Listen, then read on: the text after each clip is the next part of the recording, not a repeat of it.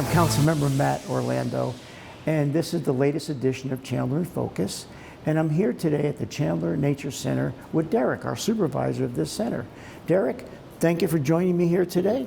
Appreciate it. Oh, and by the way, we may hear some noise in the background because the kids are enjoying this beautiful facility. So Derek's been with us about 2.5 years. Yes. And you're running a great place here, Derek. Thank you. I appreciate that.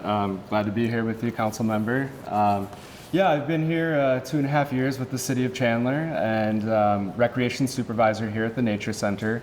I have been involved in Parks and Recreation throughout my whole life.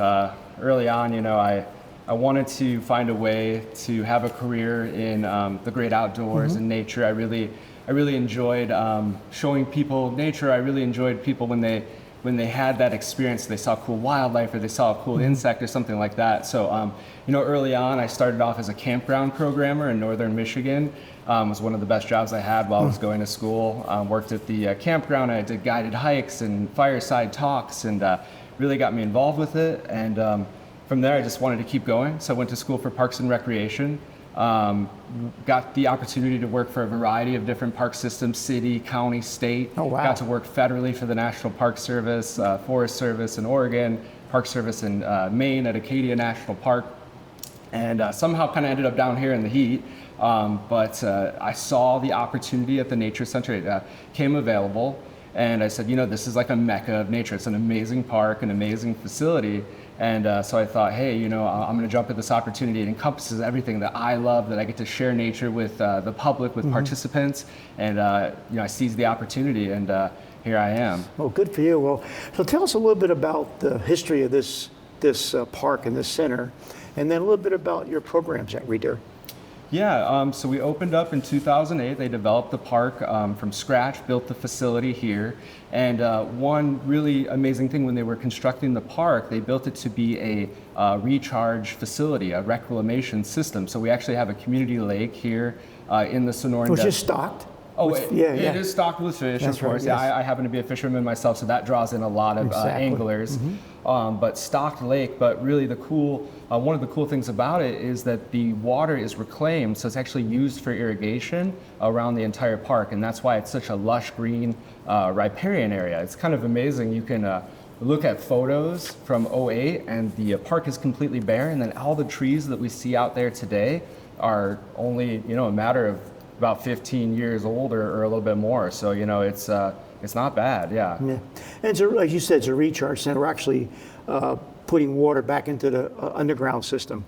So that's another, and then it's also a substation for our police department. Absolutely. And of course, the great memorial, the Veterans Memorial we have here on the park. Yeah, so many amazing features here at the park that it offers something for everybody. Yeah, it's very unique in the area, I would think. I don't know if we have anything in the valley that's even comparable to this. So it's a gem, you know, to have nature so close to suburbia. It's what makes it pretty unique. So tell me a little about the programming. What's going on down here? We have so many amazing programs. That's another thing that makes the Nature Center so unique. We have special interest classes, marine biology, not just Arizona focused, but then also Arizona focused Sonoran Desert ecology, insect classes, birding classes. We have a lot of our youth programming incorporates STEM education, STEM learning. So our youth participants really walk away with something when they come here and participate in a program. So many different things that we offer, special events, drop-in free programming as well. Meet the snakes if you wanted to meet some of our live animals. I'll take you up on that order. Well, maybe take a look at that snake. We might be able to do that. Let me go get Bob. All right, so this is Bob, and what kind of snake is Bob? Bob is a Sonoran Desert gopher snake. He's been a resident snake here at the Nature Center for quite a while. It's about 14 years old, I'm told. Okay. And right now, he's really enjoying this heat. He, as reptiles are cold-blooded, they really like our body heat to like to be comfortable. Exactly. And he's using his tongue to sense around. They're really great snakes to have around our neighborhood in our desert ecosystem. Because They keep the rodent population down. Okay. They're not venomous. They're great snakes to have. They do have an interesting defense mechanism, which kind of gets mistaken sometimes for like a rattlesnake. It has sort of this almost like a diamondback pattern. Yeah. But so people see it and sometimes they're kind of fearful. love it, but Yeah. actually it's a very friendly snake, and it just uses that to its advantage to, you know, maybe wear off other snakes or other predators as well that might Well, want to eat it. Yeah, Bob doesn't like me very much. He obviously is enjoying you. Would you like to try to hold it? Yeah, sure. How Okay. long does... You just want to carefully hold it here. Yeah, just show and me. support There you his go. body. There And he's you a go. little wrapped around my arm There right you now, go. so we'll just kind of let him. Okay. There you go, Bob. You So kind of have to move with how him. He's got his long? own. How long will Bob last? I mean, stay around, live. You know, they live a lot longer in captivity. It could be upwards of 20 years. Not Wow. as long in the wild, but that's really because they don't have any predators here. And doesn't like he me. really enjoys his time at the nature center. You know, this is kind of recreation for him. He's so used to people. We feed him one Arctic mouse once a week on the weekend. Okay. They're frozen, so we thaw them out, and he gets ready, and then we'll give him his mouse. But no, he's a great snake. We use him for programming, for education. We showcase him to kids during Meet the Snakes, and people love him. Oh, Yeah. I'm falling in love with the little guy too. so, Yeah. yeah. Buddy. Well, I'll tell you what. I'll let you hold him back Okay. here. I'll So let tell him me more. unravel. Yeah, tell me more about the center. I know we talked a little bit about some of the programming. So you have a lot of students come down here from the high school, or from the schools. We do. So we have an amazing field trip program. Doesn't and want to let go of my you don't wrist. think? No, he really likes you. He likes that council wrist. member. Hang Give me in. one second. Let me see if I can go ahead and help him out. All right. Bob. Bob, do you vote? I guess not. All right. He surely will watch the voting as we have elections I'm sure he here. will. He's Be really prepared for adorable. that. So we have kids programs. What other kind of programs we have? Field trip program, you know, school students, you were mentioning that, and we have a really awesome field trip program here. It's comprehensive, so teachers can select from different topics for their classes: geology, weather, animal, tracks and scat, which is one of my favorites. What's tracks and scats? Tracks being animal tracks, and scat being Oh, got it. the I other got you. animal Thank sign, you. yes, Okay, got that it. is available. But we teach kids about it. It's a really fun program. But again, all of those field trips have STEM components, so science, technology, mathematics. So it's really fun. Up to 90 kids, and such Wow. a popular program. We do. Last year, we actually set a record. Our field trip coordinator ran 52 field trips within just the school year. So that's sometimes like 2 field trips a week. Wow. So really, really fun. Very popular. Yeah. So what kind of outdoor excursions do we have here? I know there's a lot of hiking, and what are we? Yeah, excursions? so you know, we are very unique in that way. Not many other city municipalities have an excursion program, as we call it. So we actually take people around Arizona. We take them hiking, we take them to national parks, national monuments, Grand Canyon. Soon we'll be running a trip to Chiricahua, Wow. national monument down near the border, but then hiking in national forest. And then we actually have kind of nature-related trips as well. We take people to like Biosphere 2 or Kartchner Caverns State Park. Wow. You know, you probably could think of like a special interest place, like a place that's fun to visit in Arizona. We've probably been there. We probably take it, just depending on the season.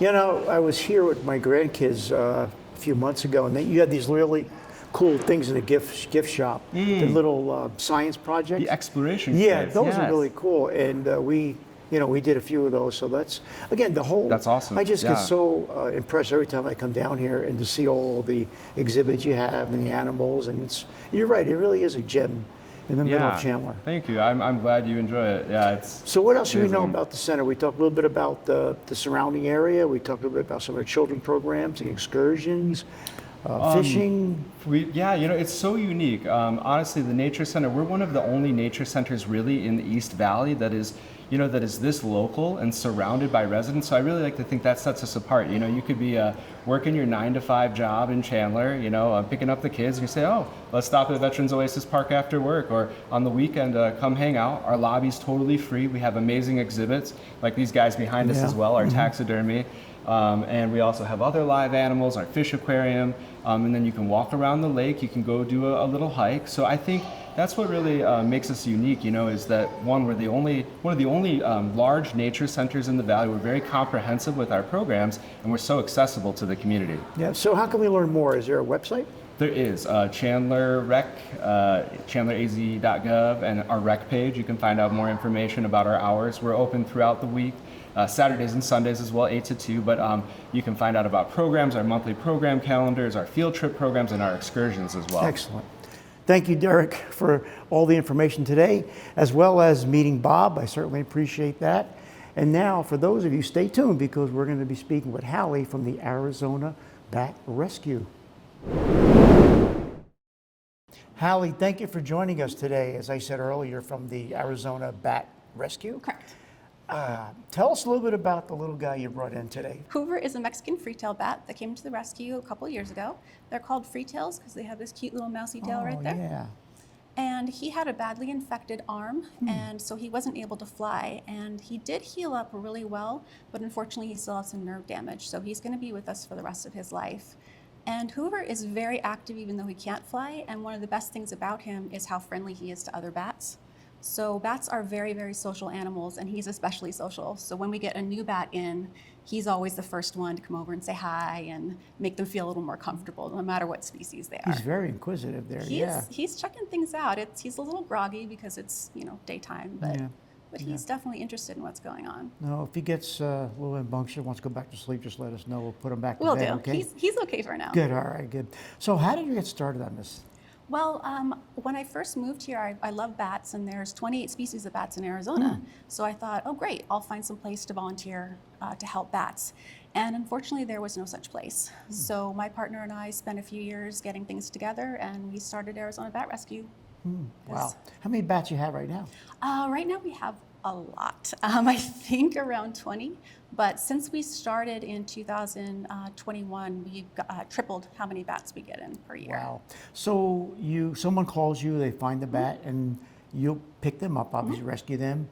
You'll feed them, get them rehab, then you reintroduce them to the environment? Yeah, so if they're releasable, then we're going to go ahead and put them back where we found them. If they come in as a pup, then we'll rear the pup until they're adults, and then we'll find a really good spot to release them there. So the pups can go to parks or even places like Chandler Nature Center.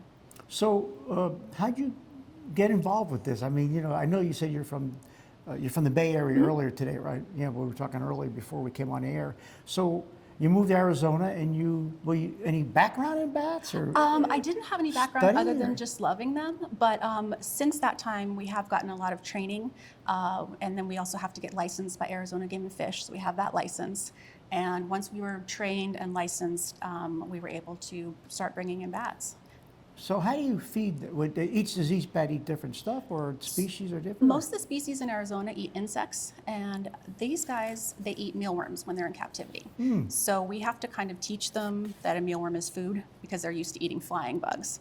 But once they figure that out, they love mealworms, so they're good. See. So when you bring them back in, obviously they have to start hunting on their own again. Right, Yeah. right. So how do you do that when they're coming as pups, or it's just natural? So bats have incredible instincts, even if they come in as a pup and they've never actually flown out in the wild. The second they leave our hand, they're catching bugs. You can see them flying around and just catching bugs. I don't pretend to know how they do it, but they do it. Yeah.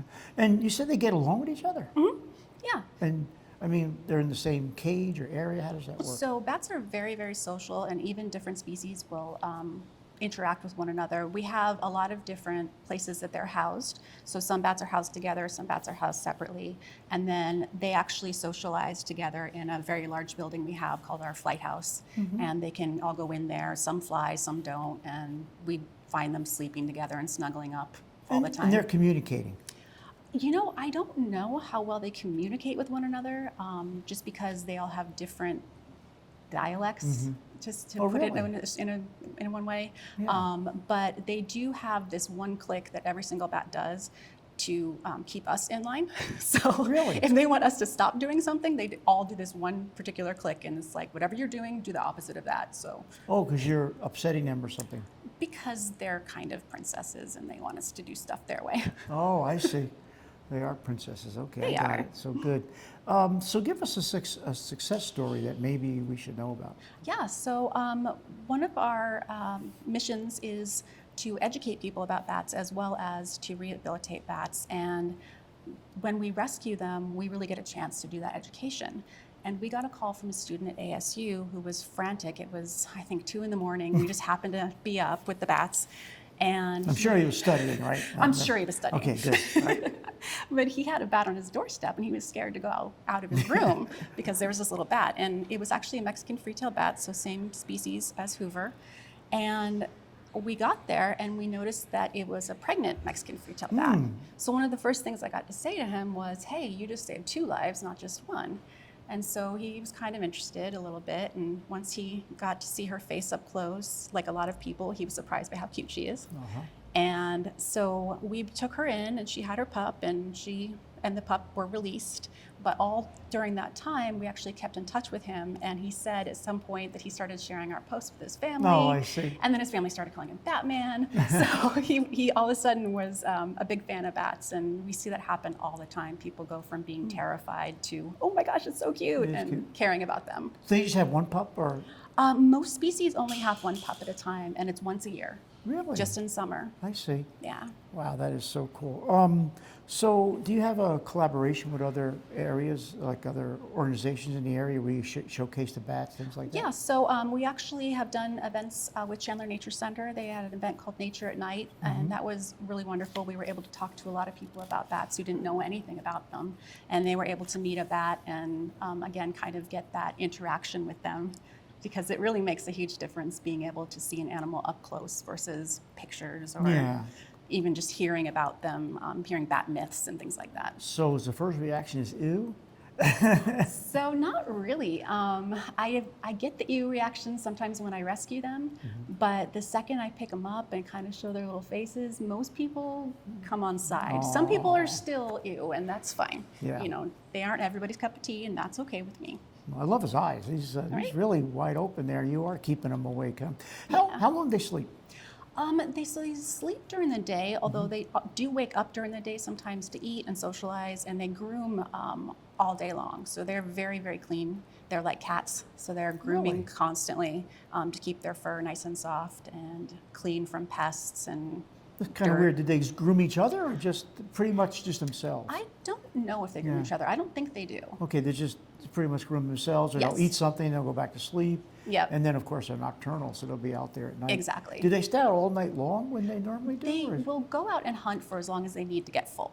Got it. And then they'll come So back. it could be a few hours, it could be until dawn, it could be, just a little bit of time, depending on the availability of the insects around where they're hunting. Wow, he's a cutie. Yeah. So tell us anything else you want to share with us about your rescue center, and you've been doing this for a while. Yep. And what else do you want to tell us about rescue center? Basically, the most important thing is if you do find a bat, you don't want to handle it barehanded. You want to get something like a gardening glove or a t-shirt or sweatshirt to pick it up with. And then the first thing you want to do is go to our website. It's azbatrescue.org. And there's a number there you can call and let us know, hey, I found a bat, what do I do next? And then we can talk you through what to do next. The other thing we like to tell people is one thing they can do to help bats that's really important is not trim their palm trees. Oh, really? Palm trees are a really important habitat for bats, including baby bats. So during baby season, we get a lot of displaced bats because people have trimmed the palm trees. I didn't realize. So if you have to trim them, sometimes you do, not trimming them between May and September is really the best thing to do Oh, that's to let very the good to bats know, really. Yeah, because I guess grow up. because I know folks are complaining about the mice or something again, the trees or Right. something. So yeah, so make sure May and May and September. don't trim them during Yeah, that time. and bats eat pests. I mean, we have bats that eat mosquitoes, they eat gnats, and we even have a bat in Arizona that eats scorpions. So they are amazing pest control. Wow, they are. It's a beautiful little guy here. Well, listen, Hally, and I want to thank you for coming by today. Thank and you. It's exciting to meet this little guy Hoover and you, and thank you for all you do. It's really Absolutely. exciting that you took this upon because it's more of a passion now, isn't it? Oh my gosh, yes. Yeah. Yeah. It's really cool, and I'm glad you're doing that, and I'm glad. And there's other agencies throughout the country that do this? Or? Throughout the country, yes, but in the state, we are the only bat-dedicated rescue. Wow, that in is the really whole cool. state. And your funding, does that come from private sources or It's just private, donations? yeah. Just donations. We don't get any funding from the city or City the or state. federal, something Yeah, like that? nothing. Well, yeah, so we got your website. Yep. And if somebody wants to donate to you, they could use that website, right? They can use the website. Because to you're a donate, yes. nonprofit? We are a nonprofit. Perfect. All right, so we're so good, and we'll take care of Hoover because he's going to be around for a while. Yep. How long does he live again? So Mexican free-tailed bats can live between 8 and 12 years. Wow, They're very long-lived, bats are, for their size. that is beautiful. Yeah. Again, thank you very much today for coming out Thank and you. holding this little guy for us. Well, that's it for the latest edition of Chandler in Focus. I want to thank Derek and Hally for coming out today. I hope this is educational for you. And come on down to the center. There's a lot to do here. It's a beautiful facility, whether it's summertime, wintertime, there's always something for you out here. It's like a little oasis in the middle of the desert. I love it. Have a good day.